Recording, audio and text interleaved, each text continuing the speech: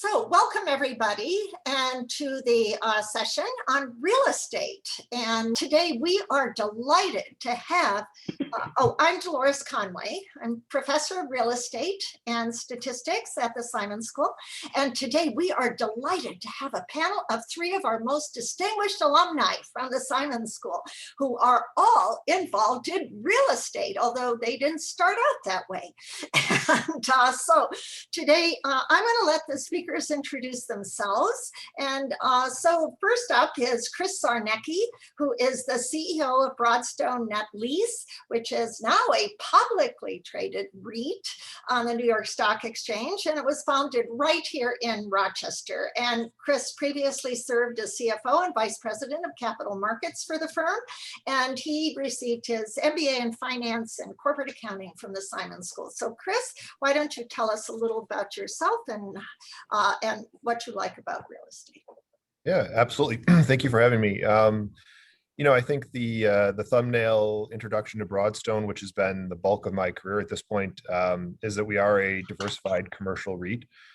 We focus on a number of different property types within the net lease space, which we can talk about a little bit more. But our biggest asset class is industrial, which has been the glamour asset class of the last couple of quarters and years, but also work in the healthcare space, the restaurant space, retail and office. And for us, diversification has always been incredibly important, not only geographically, but by this different property types that I talked about.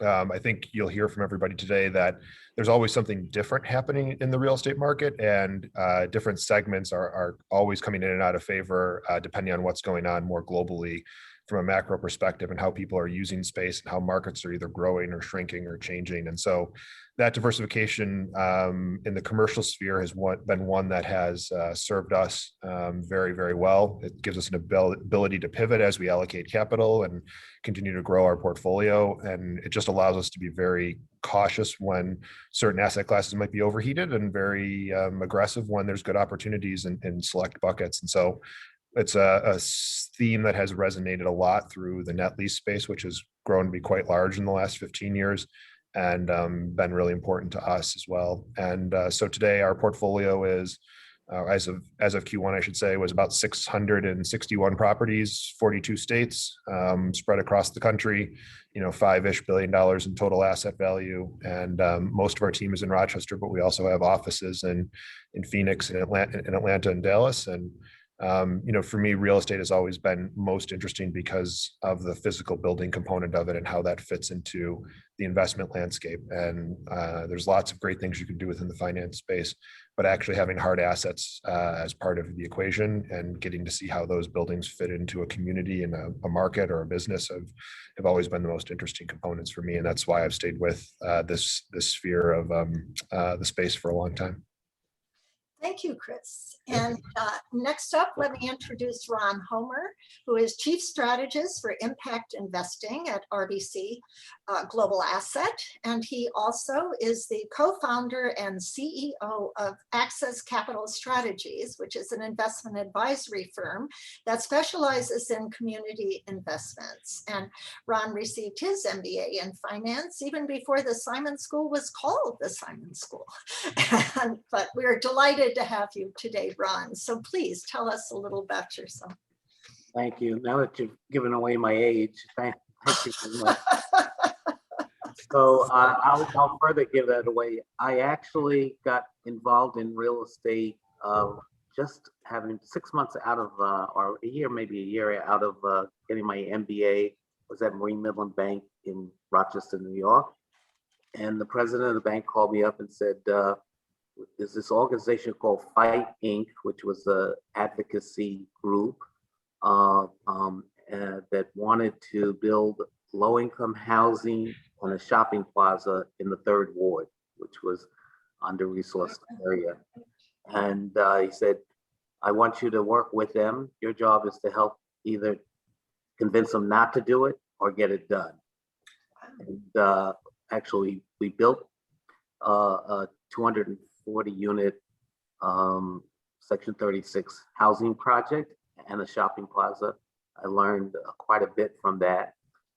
Right after that, a company called Sterling Homex and Jesperson Rochester. Both were involved in manufacturing modular homes and had large contracts with the federal government around the country to provide low-income housing using modular manufacturing. Both went bankrupt. And since I was the only one at a major bank who had actually built a low-income housing project, I was assigned to go around the country to help get those projects done. So I had experience both on the lending side and on the development side, unfortunately from a workout perspective. I like real estate because it's essential for community building. And I learned early on, while bricks and mortar are important, how properties are managed, how they relate to the community, where they fit in are also important. So real estate can be inspirational, but it can also be an area that breeds distress. So currently at RBC, I manage our impact investment strategies, which rely heavily in mortgage-backed securities, both residential and commercial, principally supporting affordable home ownership or rental housing. Thank you, Ron. Very nice. And finally, we have Prashant Kamath, who is the Senior Vice President of Real Estate Valuation and Advisory Practices at Houlihan Lokey. And previously, he served as manager of the Real Estate Consulting Group at Deloitte. And he holds an MBA in finance. And so, Prashant, would you like to tell us a bit about yourself? Sure. Hey everyone, I'm Prashant Kamath. It's good to see a large turnout. Real estate affects everyone, right? You could be an owner, investor, renter. It's just a large part of the economy. So I'm glad, we're having this conversation. I want to thank the Simon Business School and Professor Conway as well for inviting me. I believe this is the first panel on real estate for the whole, university, and which I think we need to do more of, just given the interest here. So a little bit about me. I lead the real estate advisory group for the Northeast at Houlihan Lokey, the most active investment bank over the last several years. Most people have heard about Houlihan. For those who don't, they think I work at an Irish bar, which I think is an even better job, by the way. We work on, all the real estate types, including what I call esoteric real estate. So not just your standard multifamily, hospitality, office, but also, stadiums, casinos, data centers, and a lot of other, fun real estate assets that have a lot of value. We work on both the physical hard asset building, analyzing financials for it, but, we also work with large institutional clients and private equities and public and private REITs as well to better understand their investments and capital needs. How I got into real estate is a pretty boring story, but I was born and raised in the Middle East. Not the time where there were tall buildings at the time. It's different now, but and I studied and worked all over the world, in Asia, Europe, and Rochester. And when I came to New York City for the first time, like anyone else, I was just blown away by the energy and just, being intimidated by all the high-rise buildings. And that's when I said, this is probably something that I want to do. I'm still living the dream. As I look outside my window, I see the whole New York City skyline along with the Empire State Building. So I'm still that kid, from 16 years ago coming to the city for the first time. So I'm really excited to be here. To share my knowledge, both from a banking and macro perspective, but also, personally as an investor, I'd just love to share my ideas as well. Thank you. Thank you, Prashant. And so today we have prepared a discussion of three important topics in real estate that are very timely and current. Let's see, for the audience, please type in your questions as we go along here, and that way you will have an opportunity to participate as well. Okay, and so first we're going to just start off with the pandemic cycle. I mean, okay, so this has, the pandemic has affected the lives of all of us. It has affected businesses in the United States, and real estate is no exception. And there have been many stresses on real estate during the pandemic. We saw rental forbearance.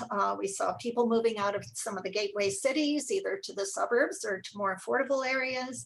And working from home has become now something that may be, well, it certainly has helped the economy to get through the pandemic, but also it may actually take on a more permanent place in our economy as well. So I'm going to ask the panelists, how did your company respond to and weather the crisis? And what did you learn from it? And what are the implications going forward? And how do you see real estate emerging from the crisis? So we're going to start off with Chris Czarnecki, who, and Chris, if you'd like to Sure. lead the discussion. Yeah, no, I'm happy to. I guess I would say as a starting point, last spring, in the April-May timeframe was candidly some of the scariest time of my entire career, which, hasn't spanned decades yet, but was a very weird time. And we had, what is generally thought of as a very stable and consistent and kind of even boring portfolio. There was a lot of folks who within our tenant base, and we have about 200 tenants who were reaching out wanting to talk about relief for them because they were shut down or unable to operate and whatnot. And it was about a third of our portfolio that had some form of that inbound communication with us. And as we sort of worked through those, we repositioned the entire company, which has a number of different functions, from property management and asset management and acquisitions and all that kind of stuff, just to deal with those requests and to sort through them and be sensible and to try to decide what to do. And this was leading up to our IPO, which we put on hold, which should have happened last April, May timeframe, and came to a screeching halt. So we were running down one path with what we thought where the company was going, and had to pivot and sort of reconstitute everybody's efforts very quickly.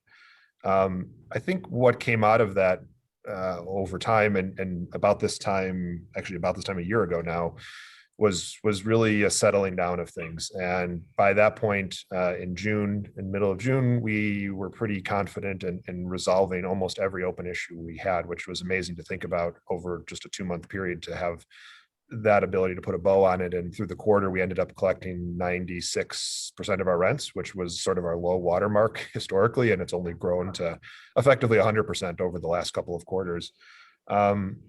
And so what I learned from that, more globally, I think Ron and Prashant would agree, real estate is a long-term business. It always is, and it should be viewed from that lens. And while there was a lot of panic at that time, and a lot of, should we do, cut deals or give people breaks on rent or forgive rent and things like that, there wasn't a buy a sell button to push at that moment, and to create more liquidity and sell real estate or do something drastic. And for us, we signed 20-year leases on average, and it was sort of a 2-month blip on a 20-year lease is a very different scenario with a little bit of hindsight to remember that. And so, for us, it was about being really patient and methodical. We have a very deep understanding of our tenants' businesses because we sign such long-term leases, and they usually provide us financial information, and we can dig in and sort of understand their liquidity and whether they really needed help or not. And so in some instances, about 14 matters, we did defer some rent, and it all got paid back over a period of time. And I think just the big lesson for me was patience and long-term thinking around that, and not running towards some sort of quick solution that sounded really great, but may not have been actually a good long-term choice. And then, the other piece of it would be diversification. And if you're a long-term real estate investor, overweighting in one particular property segment or even a property can be really dangerous. And there's always dynamics that change in a community, in a business, all of that really can really drive the ultimate value of your asset that you may or may not have any control over, to be perfectly honest with you. And so for us, having a lot of diversification and a lot of granularity in our portfolio was a buffer against more difficult times as well. And so, those were kind of simple sounding lessons, but they're just reminders for me about, thinking about those for the next 10 and 15 years. I think, thematically and some of the other sectors we cover and just what's going on in the space more generally, I don't know that industrial and the big move into industrial by investors is unwarranted. I think there continues to be a need for a lot of distribution and e-commerce facilities. There's a lot of absorption on the warehousing side today. And I think that's probably going to continue for at least the foreseeable future. And there's plenty of businesses, even in our portfolio, that are talking about growing their space as well, just because they need the ability to have more of that space. On the healthcare side, there was a big wave or fear that telemedicine was going to supplant healthcare assets in some way or another. I think that's proven to be less true. It sounded sensible in the early days of it, but as surgical facilities and high touch places reopened and you were able to do elective procedures, I think telemedicine became an augmentation for certain for many specialties, excuse me. But really, the only true replacement it might be helpful for is behavioral health and counseling and things like that you could do on a remote basis. But it seems like every healthcare professional we talk to is wanting people in their office for diagnostic purposes more than anything. So I think it's just become a tool versus a replacement in my view. And then, probably office is our biggest open question at this point. We were never terribly big into office. We only own 17 assets, about 10% of our portfolio. We've had it as a very as a restricted. We're not looking to add any office exposure unless it comes in a diversified portfolio at this point. We've had a wide range of discussions with our tenants, and there's been one very large insurance company that we have an exposure to who moved everybody home permanently and just is not using facilities the way they did. And then we've got a lot of folks who are pushing folks back into the office. And so we've got utilization broadly that varies across the board. And for us, again, with that long-term lens, we're taking probably a year to follow that through before we decide whether we're going to meaningfully underwrite a new office acquisition, just because there's so much unknown and there's still a lot of people who are sorting out their models and trying to figure out how they use their office space really effectively going forward. And that to me is still an open question, and one that causes some hesitation in deploying capital into that space. So those were some of the big things that we saw out of the pandemic more generically. I'm sure Prashant and Ron also saw a bunch of interesting things. Yeah, can I just interject Yeah. a question here from the audience first? And that is, and it concerns commercial retail space. Retail has been changing throughout. Even before the pandemic, it was changing. And are these spaces going to disappear? I think you mentioned some of them are being repositioned into healthcare centers. And we're even seeing that here in Rochester, where they're building the orthopedic hospital where Marketplace Mall is. Yeah. So please. It's an interesting question. I think obviously malls are very challenged for obvious reasons. I mean, that's sort of like the biggest no duh statement ever. But I think other components of retail have proven to be more resilient, and there are a lot of tenants who have grown in our portfolio and others that have still used or capitalized on the desire for same day shopping, same day delivery, and a lot of folks have even turned their retail space into a solution for the lack of warehousing space, and they're turning certain larger boxes into micro fulfillment centers where they can deliver product in a 30-mile radius around a Best Buy or something like that. So the retail bid has been strong for single tenant standalone retail all the way through the pandemic. I think where it's been challenging has been the mall space and even the strip center retail has done reasonably well. Their collections have bounced back, and Prashant probably follows it closer than I do. But there's been some pretty interesting even M&A activity in that space with good companies merging and growing. So that seems to have some more resilience than might have been previously thought. Thank you. And Ron, would you like to add a few Yeah, comments? so on both on the residential mortgage, residential housing and multifamily and single family, I think I've been through 5 or 6 real estate cycles where each one was dramatic, and I would say that this has been the best managed so far, and I think that's largely due to the stimulus packages. We've had unprecedented amount of stimulus provided, fiscal stimulus provided by the federal government. We've also seen the Federal Reserve set up a lot of liquidity vehicles, and you mentioned the retail area too. I think he has also helped to help mitigate on the retail side the ability of retail establishments to continue to pay rent.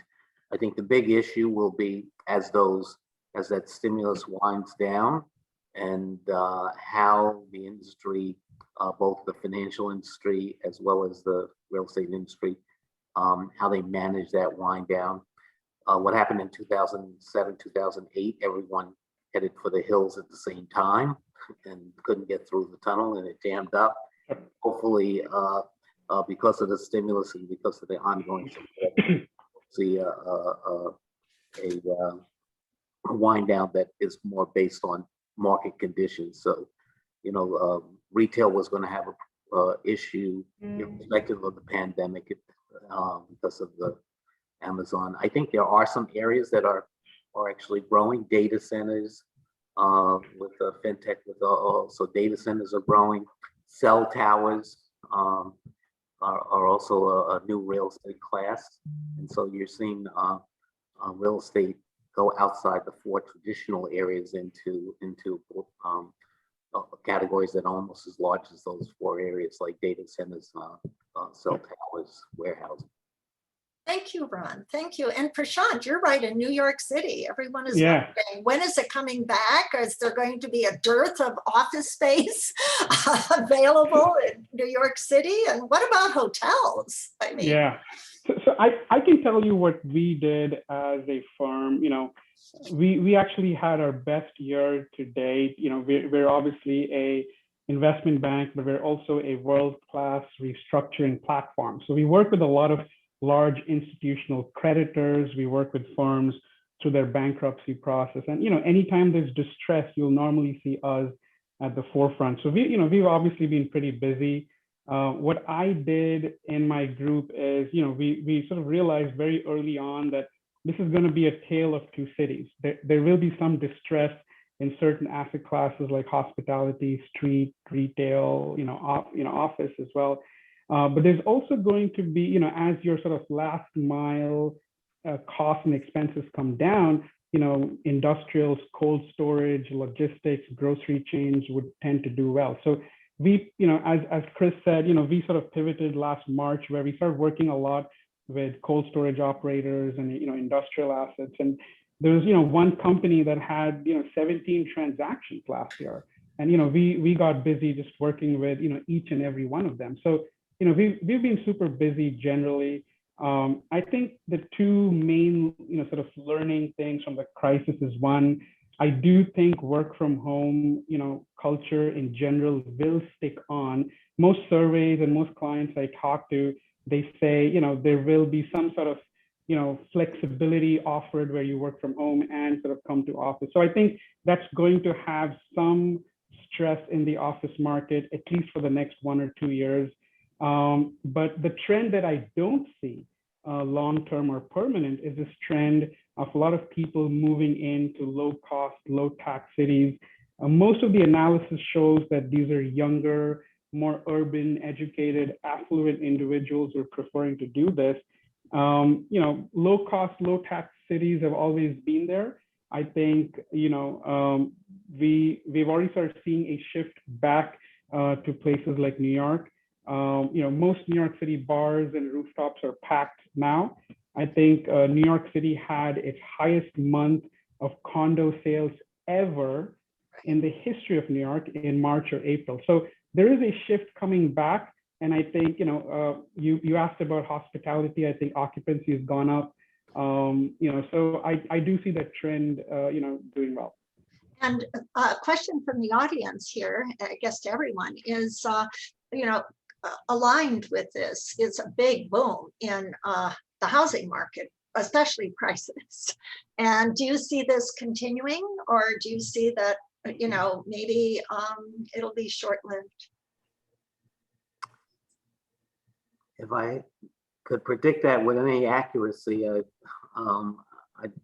You'd be a millionaire, right? Or multi-millionaire. But I think I think we believe that prices are going to continue to rise in the short term because of shortages and the supply chain and material changes. I have some developer friends that's telling me that they're getting price changes almost on a weekly basis, where they used to see them every 6 months or a year. But I also think, as Prashant said, as these cities begin to open up and as the response to COVID-19 from a health care, that cities will again be vibrant. I've been in Florida for a year and a half, and I'm kind of tired of going to the same restaurant in the same place.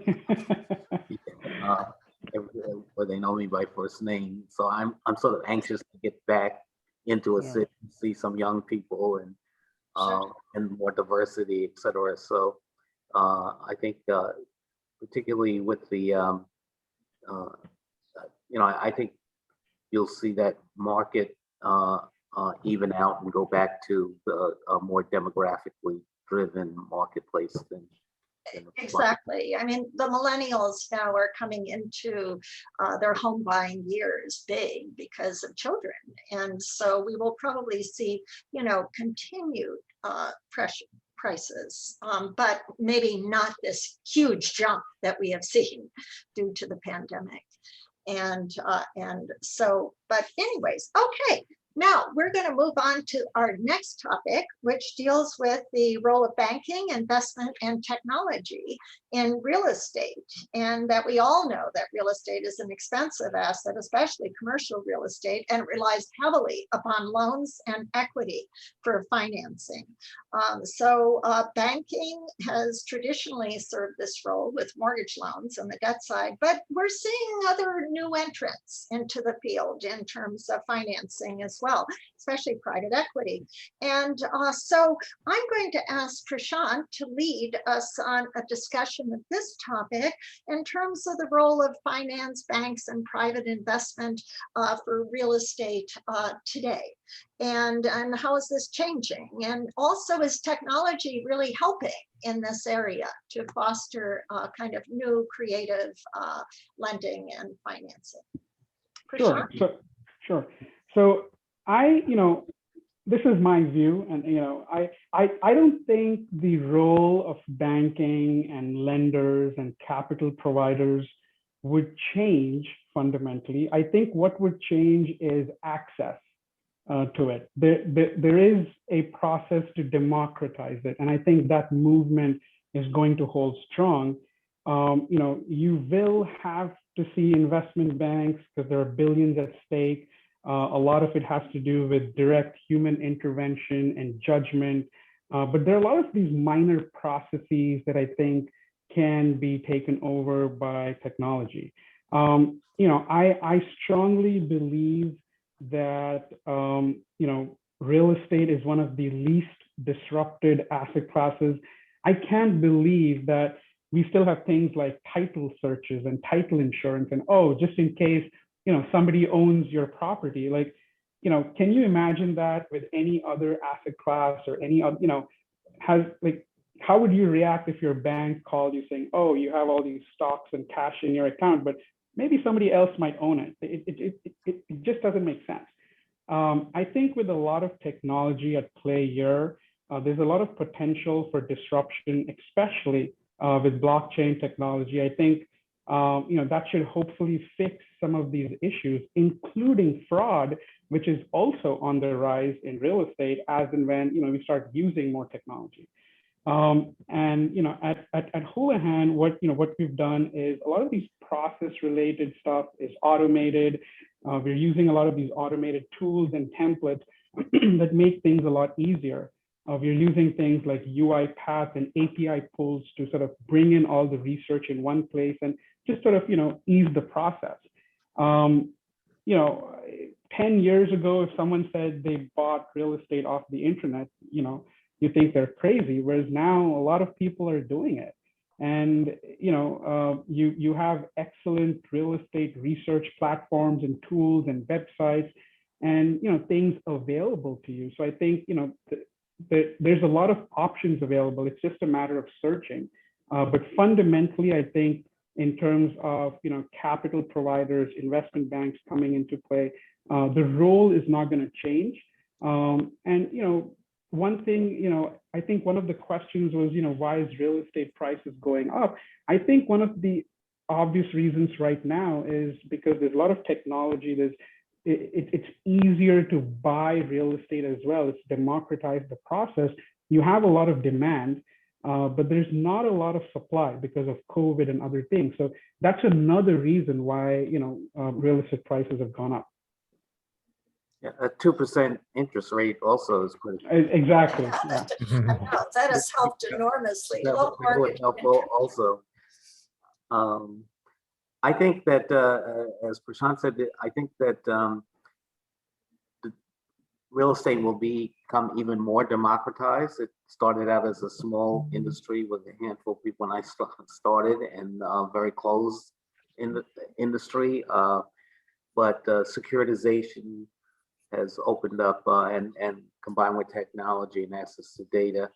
But I also think that there'll be opportunities not only in the private equity, but in the private debt market for specialty lenders who understand a particular niche where that doesn't lend itself maybe to securitization and I think in terms of public pension funds and endowments, private debt is one of the fastest growing allocations, and particularly for specialty lending, as there's so much liquidity in the marketplace that everybody's looking for somewhere to get another 50 basis points or 100 basis points of return. And as you find these niche opportunities, that's where you can pick those up.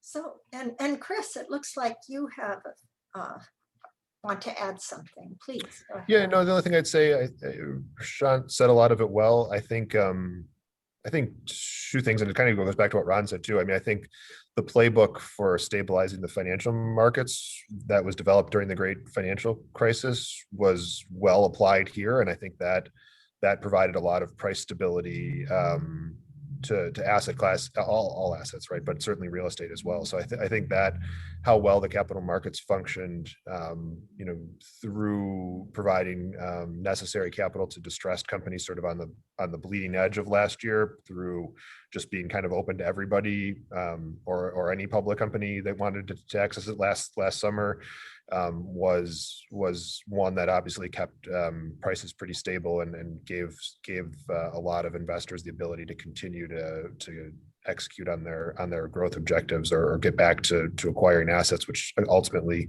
kept prices high. And just more on the technology side, I agree with Prashant 100%. It's still amazing to me how little technology is used within the real estate space, and the transaction costs associated with closing a commercial or residential transaction is still mind-boggling to me in certain ways, that there aren't faster, more efficient ways to knock that down. I mean, if you were working for a hedge fund and you wanted to go buy $10 million of Apple stock tomorrow, you'd be appalled that you were paying a 1% commission to do that, right? Or 1% of what you were doing. In our space, that wouldn't be abnormal between title, legal, everything that you run through surveys and all that kind of stuff. There absolutely is an opportunity to chisel away at those transaction costs, which only then further promote the democratization, to not need that cadre of specialists or have a better way to deliver that, because you see it everywhere else in every other financial asset. You don't have that transaction load, or it keeps getting cheaper and cheaper to acquire the asset. And real estate's been getting better, but it's still light years behind stocks, bonds, anything else that you might consider an equivalent investment opportunity. Great insights, everyone. Thank you. And there's a question from the audience here, and that is, are there portfolios of distressed real estate that banks are willing to sell, and at what discount, and which states would that be in? Anyone want to respond to this? Distressed, I guess it Sure, must be distressed loans here. Go ahead. I can take that. We work with a lot of banks that have distressed loans that they want to sell quick, and we have a sort of diligence process that we would work on to try and come up with what a right discount would look like. At the end of the day, these discounts depend on what's really in the portfolio. Gone are the days in 2008, 2009, where you slap a rating, no one checked it, and that led to the subprime crisis, right? I think now there's more diligence, there's a lot more scrutiny of how things are going, including using sort of technology to understand a lot of these and get the things done much faster. Discounts could range from heavily distressed assets, selling at 10, 15, 20 cents on the dollar, to generally good, well-located, decently performing assets that are still, that still have some distress in the 70, 80%, 80 cents on the dollar kind of transactions. So we have seen sort of that range. It depends on who's selling and sort of what the demand is there. Yeah, but not like in the financial crisis. Yeah. Huge portfolios. Right. I Brian, think, you want to say something? Go ahead. yeah, I think the difference is, as I mentioned early on, the type of support that the Fed and the federal government have set up so that you don't have the liquidity pressures. Also, the fact that a lot of the assets are outside of the banking industry. Right. And are held either through securitization processes and other places where they don't have the regulatory pressures and the need for liquidity, so they can ride through some of this. A big issue is in mortgage servicing, whereas most CMBS and MBS are scheduled that is the investor gets paid even if the borrower is not paying until there's a foreclosure. And again, the support from federal government on liquidity for mortgage servicers has been very essential for not having the types of foreclosures and the forbearance. And it seems like everybody's sort of playing along with each other nicely, and that the banks are working with the owners and the owners are working with the tenants, et cetera. And hopefully, as I mentioned before, that process will be managed in a wind down that they continue to work together and ease out of the problem. And then one quick related question before we move on to our final topic, and that is in terms of residential distress, non-performing, are there global opportunities, maybe in other countries that maybe have not, where they haven't managed this crisis quite as well financially? And anyone want to comment on that? I can take that. I would say about 30 to 40% of what I do is actually international. So we work with a lot of international banks and private equities looking to buy distressed assets. I think there was a time about 6-7 years ago where people were looking, US investors were looking more at high quality, European cities, UK, France, Germany. But as margins started thinning, they started going to more riskier countries. A lot of places in the east of Europe, basically trying to get better margin. So there has been a play to try and cover a lot of the countries in Europe in general. There are distress. I was working with a client that owns about 10% of the entire Japanese residential market, and that's pretty large. And a lot of actually not the entire the low income housing in Japan, right? 10% of the entire pool there. And they bought it in a distressed sale and are doing just performing exactly well now. Occupancy is up. They've been able to add in more capex. So it's the same story. There are pools of opportunity available. Again, this is where your international relations and other things come into play, where you start getting access to all of that. Okay, thank you. Thank all the panelists here as well as the audience. Such an interesting topic. And but let's move on to our last topic, which deals with affordability and also urban and government policies. Okay, so we are all familiar with affordability in the housing market, but it also affects the commercial real estate market. Land costs, and especially in the gateway cities, have been rising throughout the US, and as well as construction costs. And as a result, this has led to certain areas becoming increasingly unaffordable. So, but what is being done at the local level to increase affordability and inclusion in our major metro areas, whether it's in residential or commercial real estate? And how about state, national, and government policies? Have they been effective and helpful? And we haven't, the new administration in Washington is proposing infrastructure. Will this help, infrastructure policies? So Ron, why don't you lead the discussion on this topic, okay?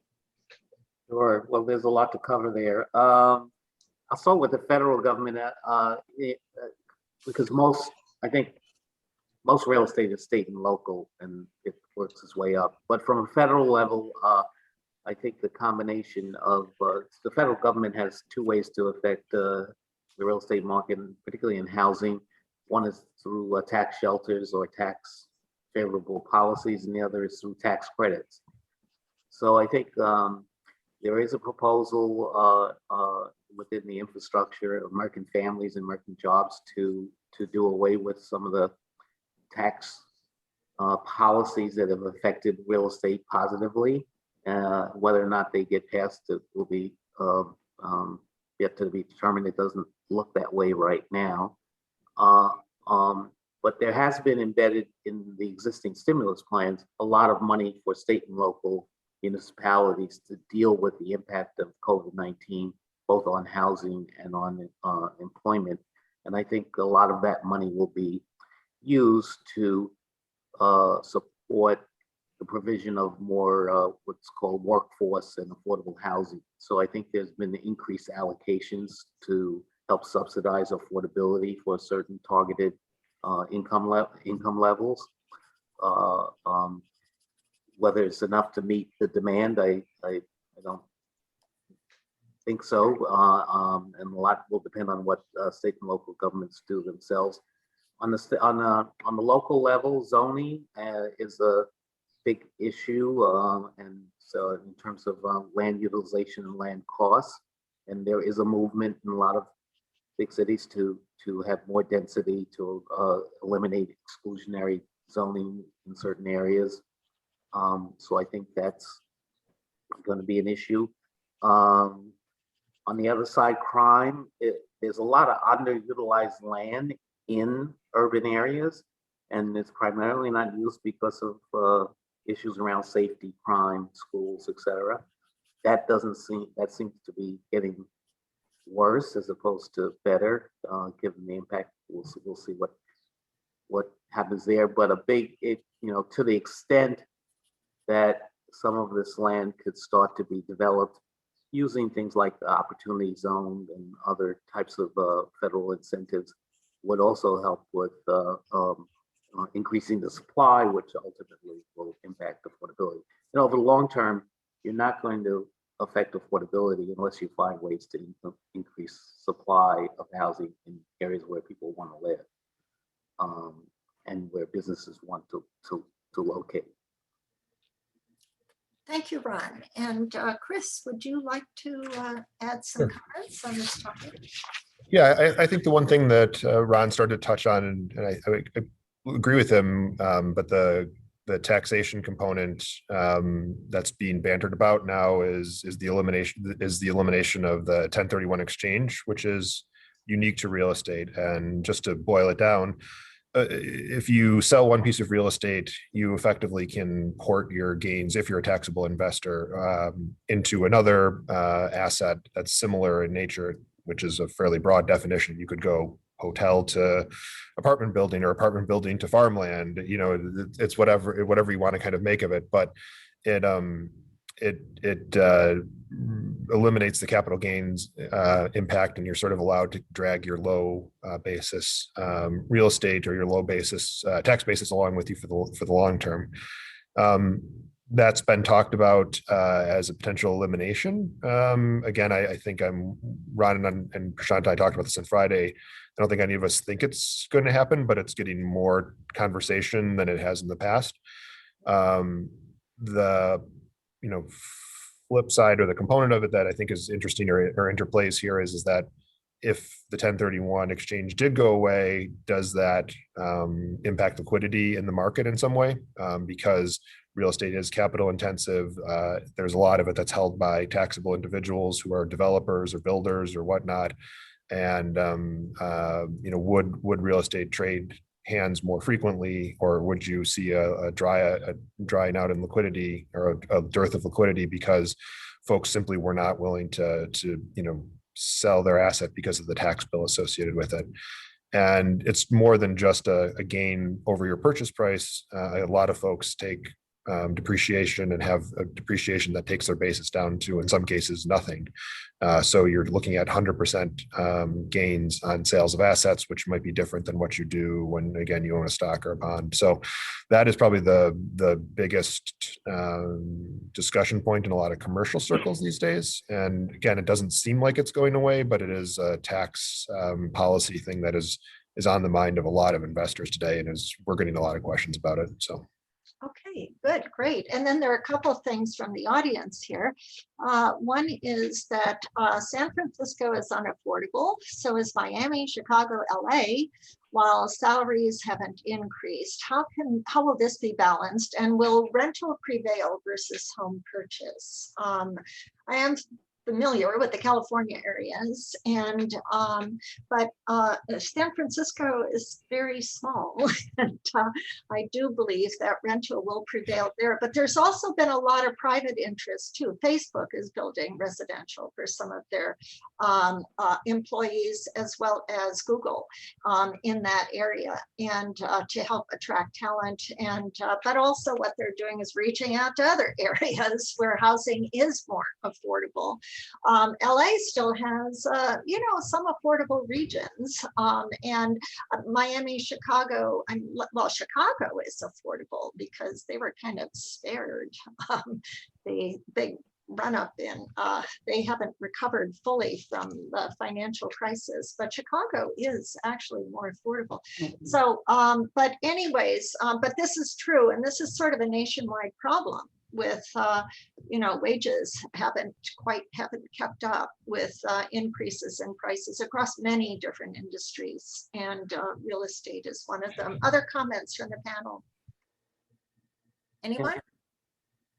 A couple of things. One, I think the permitting for supply, as I mentioned, supply, and you talked in some of the areas, there are a couple of dynamics that are going on that may make it should become easier if we wanted to increase the affordability, but concerns about climate change, renewable energy, building standards, I think the permitting process may also limit the amount of supply and the ability for new construction to take place along with the shortages. So in the short term, I see a lot of price inflation in the residential area, at least in the short term. But again, you know, Urban Land Institute just came out with a study, and as much money as we spend promoting subsidized housing, the most affordable housing is still home ownership.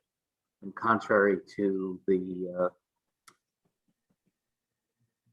information around the 2000-2008 crisis and what caused it, there are opportunities, and one thing that is in the infrastructure bill is a tax credit to renovate substandard single-family homes that where the appraisal wouldn't support it immediately. And I think that would unlock a lot of new housing in areas that are under-resourced, and particularly in some of the urban areas.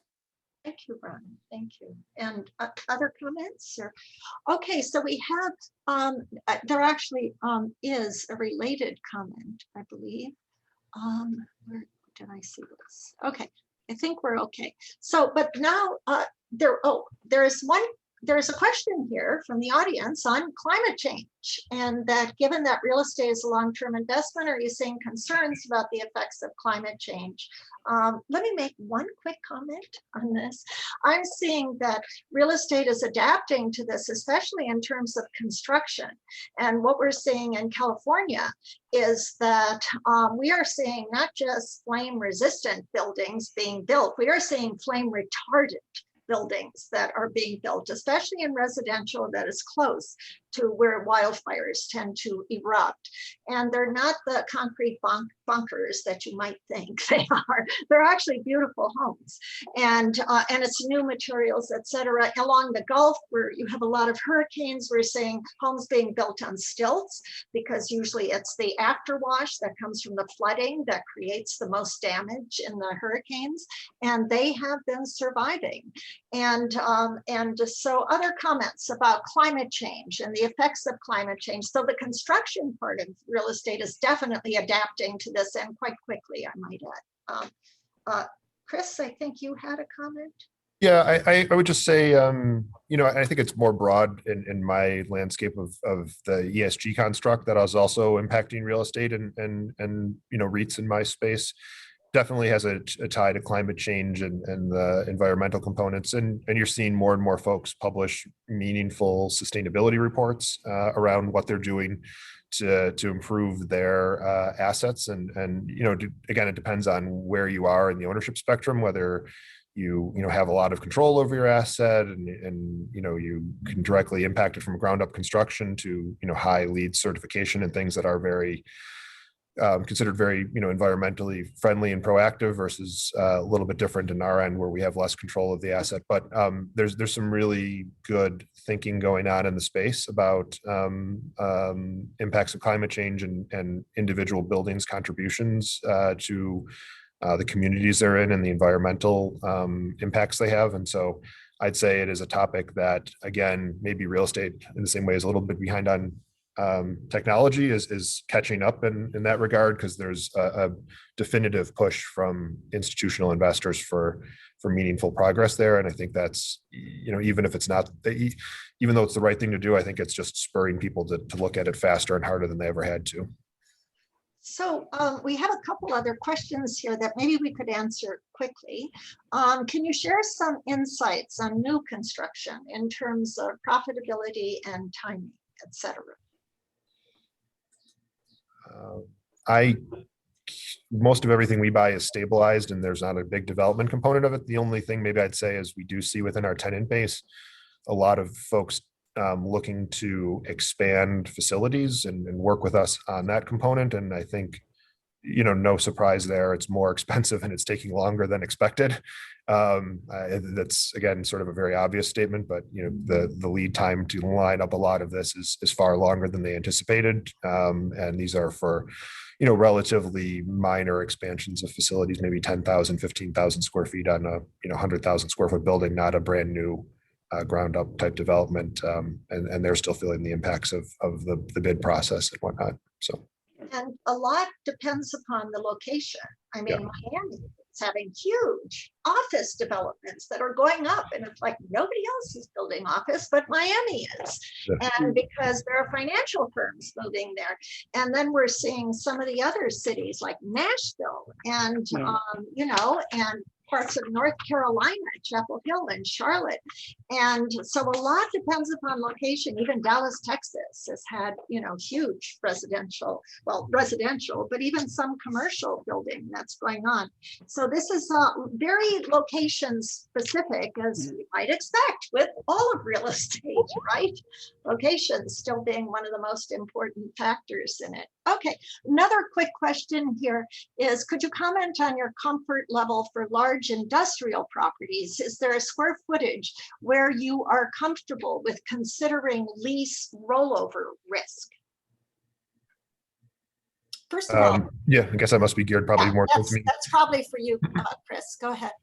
I think there's a range. So you see a lot of distribution facilities being built in the 1 million square foot range these days, and depending on where they're being constructed, that has a set of considerations from a releasing perspective if they're in the middle of nowhere or whatnot. A lot of them are also with very high quality tenants like Amazon who need the space and whatnot. So there's a little bit of a trade-off there. I mean, I think what I would say is that our sweet spot has been more in the 250 to 500,000 square foot zone.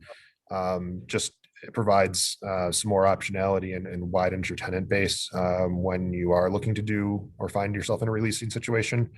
So that's where we've carved out our space. It's you can certainly go larger and bigger and more glamorous, but again, you just get to a point where there's a question of how many users need 1 million square feet, or are you looking to parcel it into smaller warehouses for the sake of having multiple tenants in place. So. Okay, well, thank you. And at this point, I really want to thank all the panelists for such a vibrant and interesting discussion across such a wide range of topics, and the audience for their participation too. So let's turn it back to Dean Yeltekin now for closing remarks.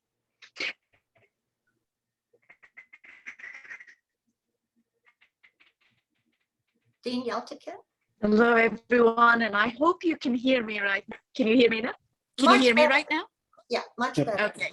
Okay, much better. I'll keep it close. I am sorry, I'm having some technical difficulties, it seems, today with power outages and other things. But I wanted to thank Delores, Chris, Prashant, and Ron for a really engaging session on real estate. Very topical right now, always important, but very topical right now, especially as we find our way through the pandemic.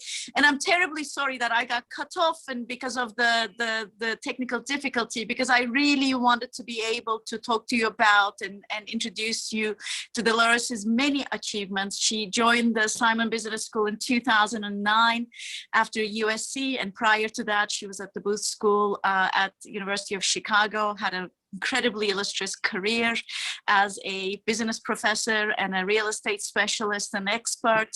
And Delores is an incredibly dedicated and an excellent teacher, won many awards, not just at Simon, but also at her time at USC, as well as at University of Chicago. And Delores is leaving Simon to retire at the end of this month. She will be sorely missed, but she's joining her daughter in LA, perhaps to sample some of that crazy LA real estate as well, close up. We wish her the absolute best in her new adventure. Can't wait to hear about it when she comes back to visit us. And hopefully she will continue to engage with us as a panelist or a participant in these very, very important topics. Delores, on behalf of the Simon Business School, thank you for your many years of dedicated service to our mission of research and education. The best of luck. I hope you have a wonderful time with your daughter on the years ahead. And thank you for this panel. And thank you again, Ron, Chris, and Prashant. Thank you. Thank you. Best of luck, Professor Conway. Yeah, good luck. Congratulations. And I'll be back, and plus I'll see you all on the West Coast, I'm sure. Yes. So, We'll hold you to that. We'll come back. absolutely. And now I get to be an alumni, which is one of the really nice parts of the Simon School. So this will be great. Thank you. Thank you, Thank you. everybody. Thank you very, Thank very you. much. Thanks. Thank you. Bye. Bye-bye. Bye.